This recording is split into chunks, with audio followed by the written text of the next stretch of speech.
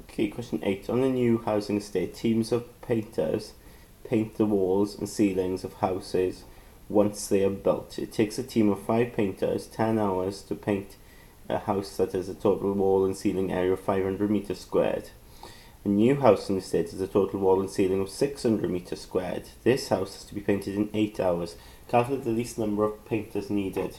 So in this case, they're asking for how many painters we need, right? And of course the least number.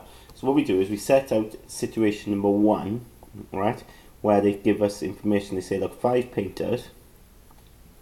We start off with the painters because that's what we're going to be looking at for in situation number 2. So 5 painters took 10 hours to do a total wall and ceiling area of 500 meters squared. Okay, so calculate the least number of painters that it takes to do 600 meters squared in 8 hours. Okay, so the way we do this, right, so comparing your proportions, we start off now, right, to work out how many painters, we start off now with the first situation, 5, right, and we do 5 times. And then we compare this situation here, right, now in situation 1, they had 10 hours to do the job. In situation 2, they only have 8 hours. Now they have less time. So now let's think in terms of painters here, right? If you've got less time to do the job, do we need more painters or less painters?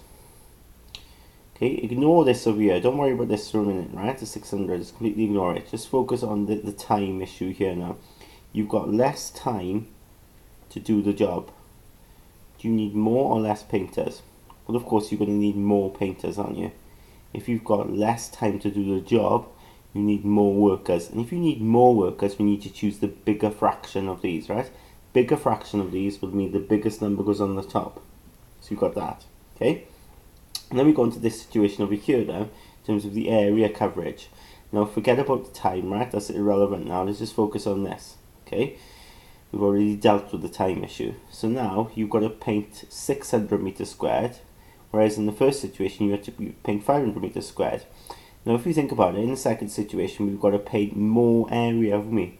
Now if we've got to paint more area, do we need more painters or less painters? Well, of course, if there's more area to be painted, we need more painters, don't we? If we need more painters, we need it to be bigger, so we need to choose the bigger fraction. The bigger fraction in this case will be biggest number on the top, which is 600 over 500. And then it's a case of working this out, simplifying. Like here, 600 divided by 500, the zeros will cancel there, will cancel here. Okay, you could also 10 over 8, you could halve top and bottom, so that become 5 over 4. Okay, just little things that will help you work this calculation out. Times 6 over 5. Okay. It's up to you how you want to go about this now. You could, right, because you're putting these together, you've got 5 on the top here, 5 on the bottom, they would cancel, okay, because you've got 5 divided by 5, which is 1. So you end up having 5 times 1 times 6, which is 30, divided by 4.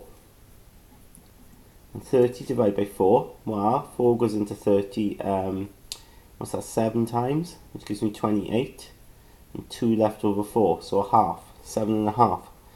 So what's the least number of painters? Well, we need 7.5 painters, so that means we need 8 painters. Yeah, we can't get 7.5 painters, but we need 7.5 painters, so we need to get at least 8 painters to make sure we get the job done. What assumption have you made in answering part A? Now, this bit is important. When they talk about workers, usually in this question, they usually say something like, we assume that all the workers work at the same rate. Okay, does that make sense? And that's the sort of thing you need to say here. So we assume all painters work at the same rate. Because, you know, if you've got somebody who's really slow, then they won't really count as a whole person, so to speak, towards doing the job.